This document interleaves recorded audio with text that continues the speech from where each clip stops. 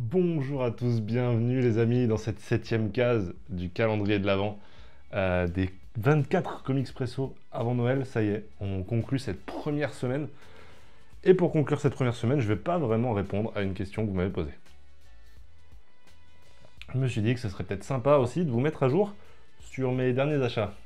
Et franchement, il y a eu de quoi faire. Donc, je vais vous parler de ça. Ça risque d'être une vidéo un peu plus longue, puisque d'habitude, ça fait une vidéo à part entière déjà, de répondre, de vous montrer les derniers achats. Je vais essayer de faire ça un peu rapidement. D'abord, il y a eu du manga. Pourquoi? Parce que, vous savez, de temps en temps, le Bon Coin font des week-ends à 99 centimes pour les livraisons. Et avec mon ami à Poca, me dit, ouais, écoute, il y a le week-end à 99 centimes, viens, on essaye de chiner un petit peu. On a passé un week-end à faire ça. Et forcément, il y a eu des petites trouvailles. Moi, en ce moment, je suis hyper Super Sentai. Voilà, j'adore le Super Sentai depuis que je me suis remis à Power Rangers. Et donc, je suis allé en chercher un petit peu ailleurs. Déjà, on commence par tout simplement les 6 premiers tomes. 6 premiers tomes de No Longer Ranger, qui est un manga, évidemment, où les Super Sentai ne sont pas forcément les gentils. On va plus suivre plutôt un troupier. C'est tout simplement un des petits sbires des ennemis d'habitude des Rangers. Là, on va suivre un sbire qui veut tout simplement renverser les Rangers qui sont de gros bâtards. J'ai lu les 6 premiers tomes déjà depuis. Si jamais vous voulez m'en entendre parler, ce soir je suis dans le SNGL, le Saturday Night Geek Live sur la chaîne de Jules et Nico. Et j'ai mis en balance deux choses, No Longer Ranger, du coup, dont je vous parlerai peut-être, ou le gros event Power Rangers, Shattered Grid. Voilà, donc si vous voulez m'entendre en parler, ce soir, sur la chaîne de Jules et Nico, peut-être que c'est ce que vous avez choisi. À l'heure où je tourne, je ne le sais pas encore. Dans le même délire également de manga un petit peu Sentai, j'ai pris les Kamuya Ride. Alors, Kamuya Ride, c'est pas exactement du Sentai, mais surtout ça a l'air très très joli. C'est Apo qui m'en a parlé au détour d'une conversation comme ça. Effectivement, c'est très joli. J'ai pas encore attaqué ça, mais ça me chauffe carrément. Donc écoutez, on va lire un peu plus de manga. Hein. Enfin, c'est tout. J'ai acheté que 2 débuts de série de manga. C'est ces deux-là. Après, le reste, c'est du comics. Il y a de la VF et de la VO. En VF, évidemment, la suite de Ultimate Universe. Je vais pas vous mentir, hein, le premier Ultimate Universe a été un tel coup de cœur qu'il est dans Stop. Donc, je vais lire Ultimate Universe 2 avant de vous parler d'Ultimate Universe dans Stop. Ça sera logique de vous parler des deux d'un coup. Et est-ce que ça vaut le coup ou pas? J'ai pris la couverture classique, au souple, à 16 euros. Franchement, ça fait carrément le taf. Et moi, j'adore lire du souple. Donc ça me va complètement. Ultimate Universe, évidemment, c'est juste trop bien. Je vous disais que j'avais pas craqué sur du Tom King depuis longtemps. J'ai quand même pris le tome 2 de Wonder Woman hors la loi. Le run de Tom King sur Wonder Woman. Qui est nominé dans certaines catégories du First Print Award. Voilà. Mais il a même gagné d'ailleurs. Attendez, c'est quelle catégorie qu'il a gagné? Je crois meilleur récit super-héros au First Print Awards. Ça me fascine. Du coup, j'ai envie d'aller sur le tome 2, peut-être relire même le 1, essayer de comprendre pourquoi les gens ont autant kiffé.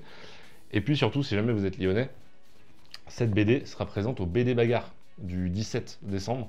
Voilà, je vous laisse regarder un petit peu ce que c'est que BD Bagarre. J'en parle de temps en temps.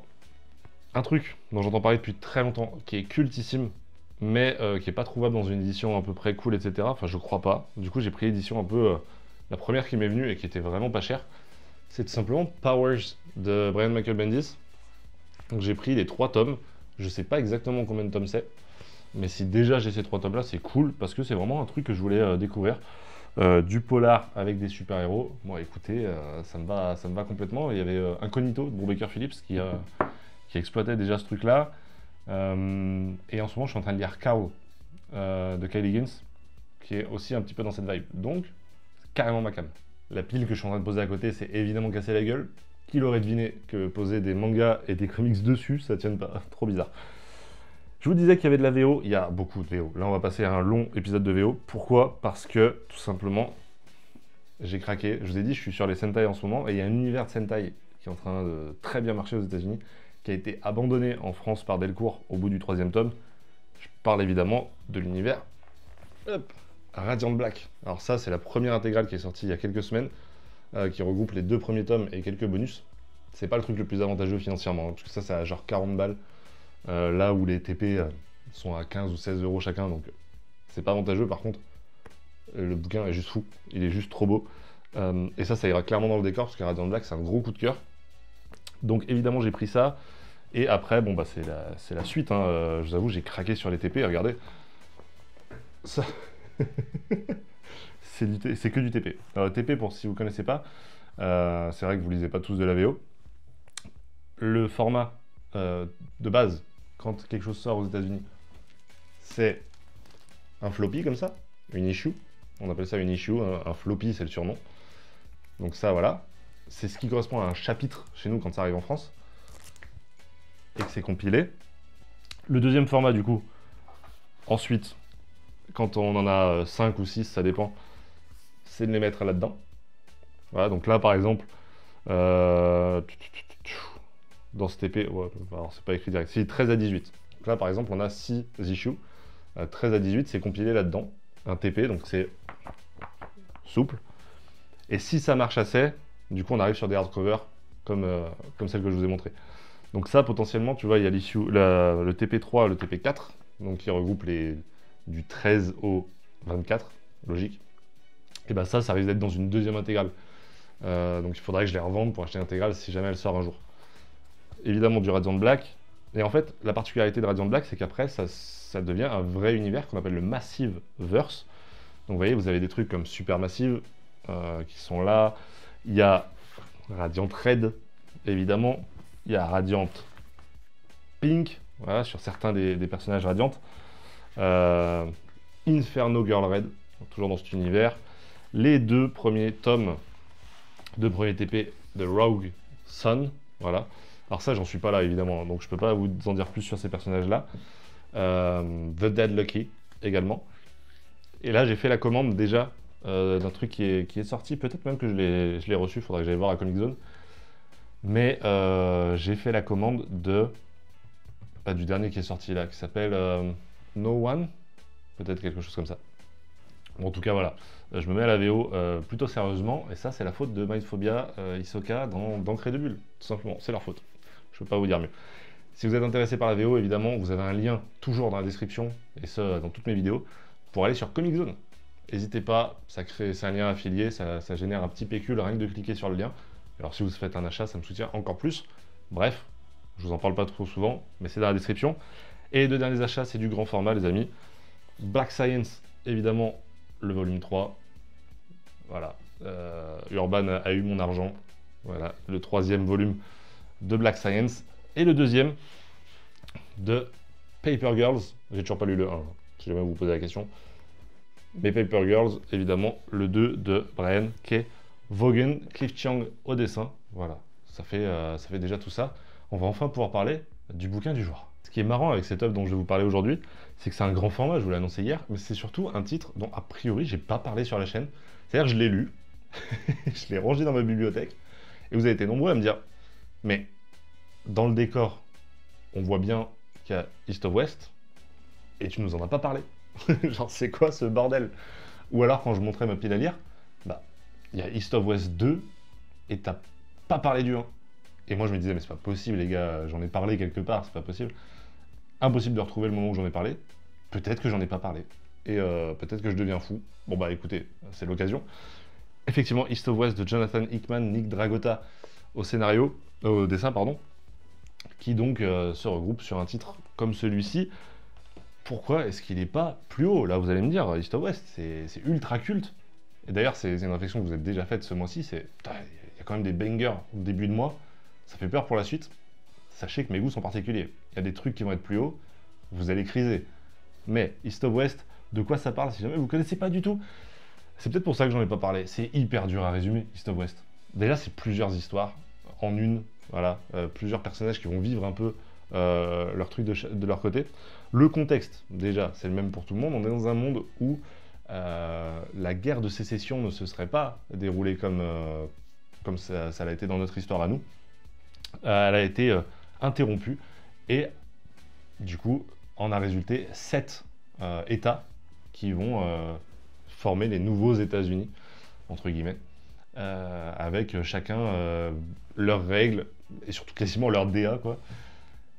Dans ce monde-là, nous, on va suivre déjà un mec, je vais pas spoiler qui c'est, mais un peu pâle, en mode cow-boy très, très blanc, qui semble être un peu énervé. Hein. Il n'hésite pas à buter du monde, ça lui pose pas trop de problèmes, et il semble chercher quelque chose ou quelqu'un.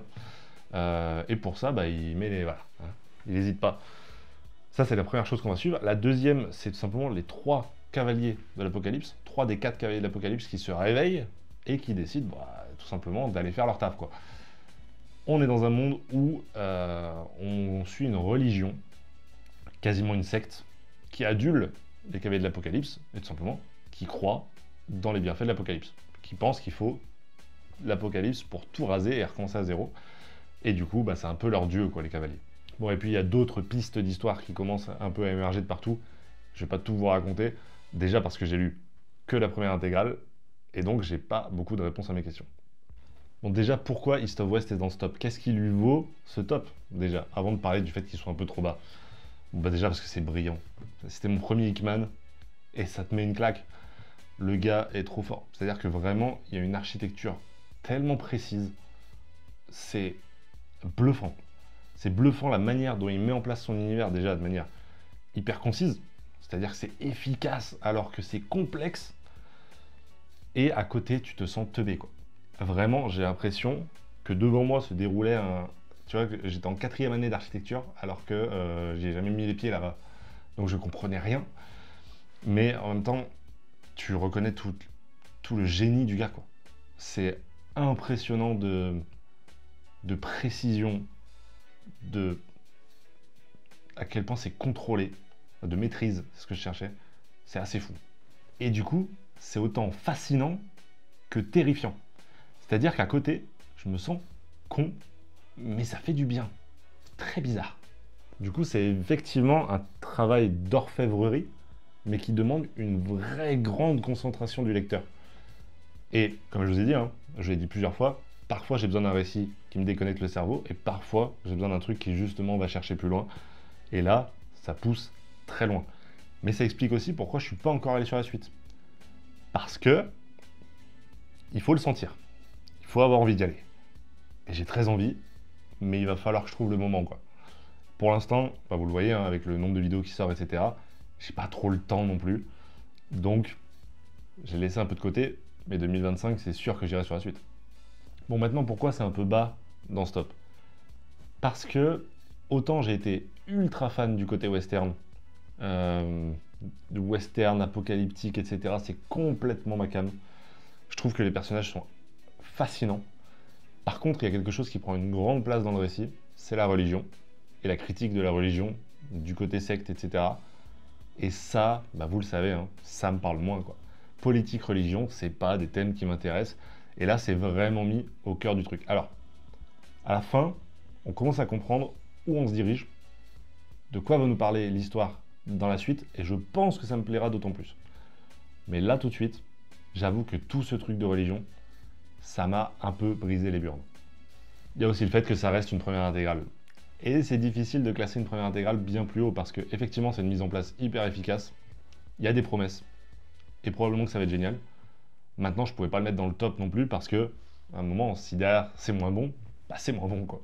Niveau dessin, Nick Dragotta, pour moi, il fait un taf assez magnifique, parce que, effectivement, lui aussi est précis, lui aussi accompagne magnifiquement Hickman, mais en même temps, il rajoute presque un côté cartoon qui vient soulager un peu le lecteur. C'est-à-dire que tu aurais pu avoir un dessin très indé, très, tu vois, vraiment dans la recherche de quelque chose de particulier. Là, tu as quand même un dessin grand public, ça fait du bien à la rétine, ça repose le cerveau, et heureusement qu'il est là pour ça. Parce que si tu rajoutais une couche de compréhension, d'interprétation, ça devenait vraiment compliqué. Là, c'est pas le cas. C'est vraiment, il fait un taf assez fou de balance entre les deux, et c'est complètement ma came. C'est complètement quelque chose que j'adore. Que ce soit au niveau des décors, au niveau des expressions, des personnages, du chara design. Ça, faut qu'on en parle. Le chara design est assez fou. Que ce soit Le personnage blanc, j'avais donné son nom. Le personnage blanc, moi je le trouve fou. Les 3 cavaliers de l'Apocalypse, pareil, de les dessiner en enfant, etc. L'idée est géniale. On va aussi avoir une combattante qui est tout simplement je vais dire la love interest. Un peu plus que ça, mais de notre personnage principal. Je trouve tous les personnages assez fantastiques.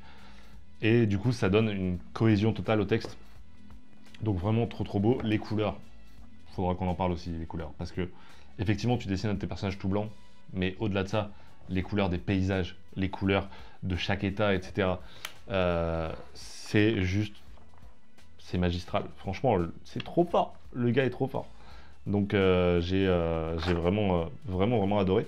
Je pense que de toute façon, vous êtes beaucoup à avoir lu East of West. Si c'est pas le cas, allez-y. Mais encore une fois, c'est un récit complexe. Cette vidéo a été tellement longue que mon café est froid, je pense. Carrément, c'est pas ce qu'on préfère. Bon, en tout cas, merci d'avoir suivi cette vidéo, peut-être jusqu'au bout. Si c'est le cas, n'hésitez pas à la liker, la partager. Rien qu'un commentaire suffira à aider au référencement. Merci beaucoup. On se retrouve demain pour une nouvelle vidéo. D'ici là, portez-vous bien, prenez soin de vos proches et ciao tout le monde.